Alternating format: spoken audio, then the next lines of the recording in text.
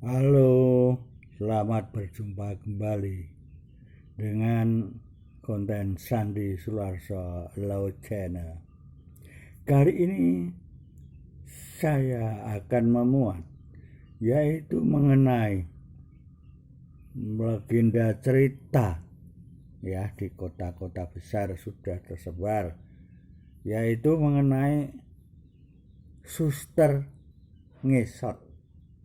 Ya, saya membuat judul yaitu Suster Ngesot mencari cinta.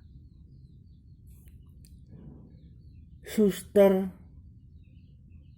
adalah seorang yang bekerja di rumah sakit ya. Seorang suster yang bernama Sophie ya. Sophie ini adalah keturunan Belanda ya.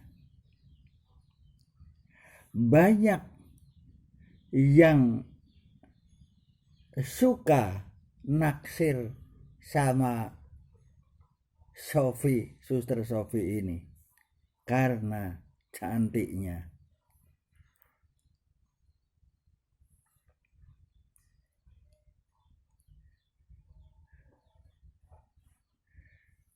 Suster Sophie ya tinggalnya di asrama suster rumah sakit.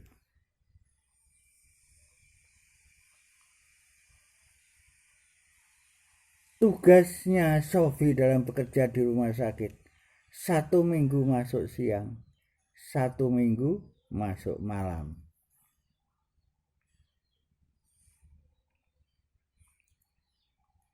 Suatu ketika Suster Sophie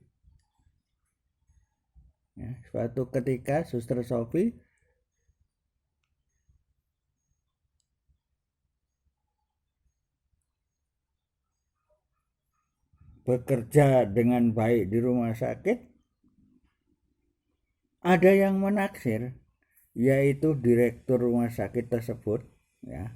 Direktur rumah sakit adalah anak dari owner rumah sakit tersebut ya, pemilik dari rumah sakit tersebut. Direktur ini jatuh cinta sama Suster Sophie ya.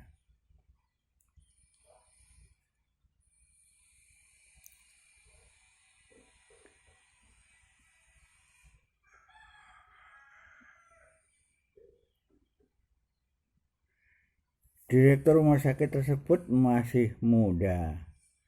Dia memperkerjakan pekerja-pekerja suster maupun pekerja-pekerja yang lain sesuai dengan bidangnya supaya bekerja dengan baik. Selalu direktur ini hadir tiap siang dan malam.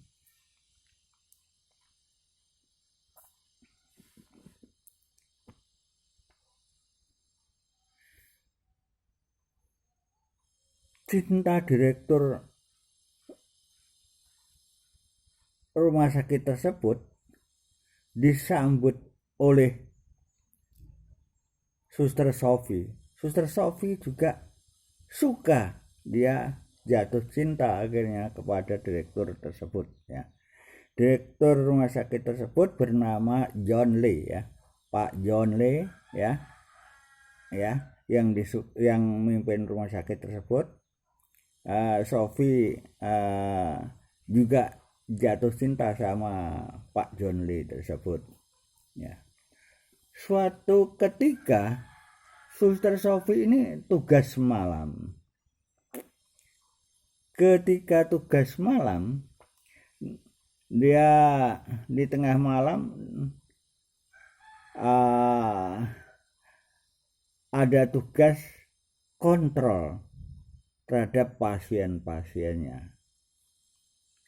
Ketika menuju ke kamar-kamar pasien ya, di tengah perjalanan dia itu jatuh karena ada lantai yang licin, tidak tahu karena malam hari. Dalam jatuh itu Suster Sophie pingsan. Akhirnya ada suster yang lain yang pas kontrol juga tahu, akhirnya suster Sofi dibawa ke UGD. Ya. Di UGD di observasi ya, di UGD bahwa suster Sofi kakinya sarafnya ada yang tidak bisa digerakkan, tidak bisa untuk jalan lagi. Akhirnya suster Sofi sementara kesimpulannya suster Sofi nggak bisa jalan ya. Kemudian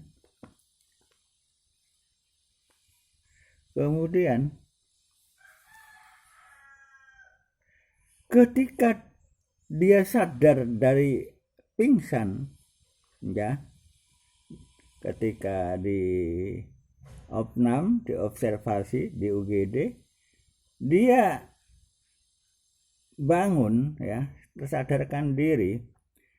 Pertama kali kata yang disebut adalah nama direktur rumah sakit, yaitu Pak John Lee. Dia selalu manggil-manggil Pak John Lee.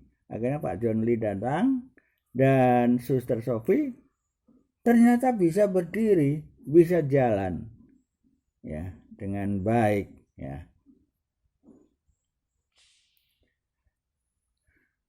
Selanjutnya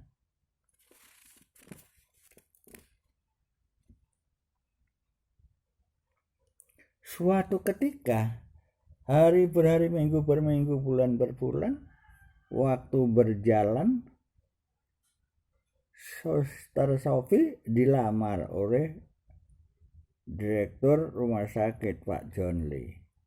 Kemudian menikah ya.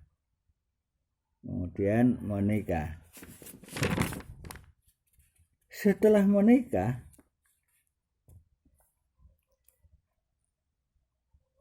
suster Sofi hamil. Dan ketika hamil berjalan baik. Suatu ketika anaknya lahir. Ya. Anaknya lahir.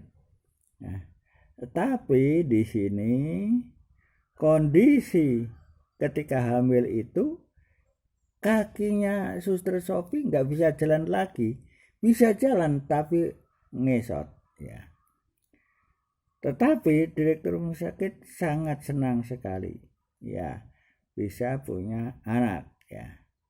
Akhirnya nanti bisa punya anak. Ketika melahirkan, si suster Sofi melahirkan baik, anaknya lahir. Tapi suster Sofinya yang tidak bisa ketolong, suster Sofi meninggal tapi anaknya selamat ya. Kemudian setelah suster Sofi meninggal, begitu dalam pekerjaan itu hubungan dengan teman-teman kerjanya sangat baik sekali, dengan suaminya juga sangat sayang dan dekat sekali ya. Suatu ketika, suatu malam di rumah sakit tersebut selalu ada suara memanggil-manggil dan baunya sangat harum sekali ya. Seradius kurang lebih 15 meter ya, sudah terdengar bau harumnya, sudah tercium bau harumnya.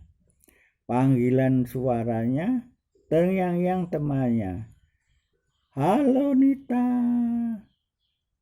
halo Nita, halo Siti.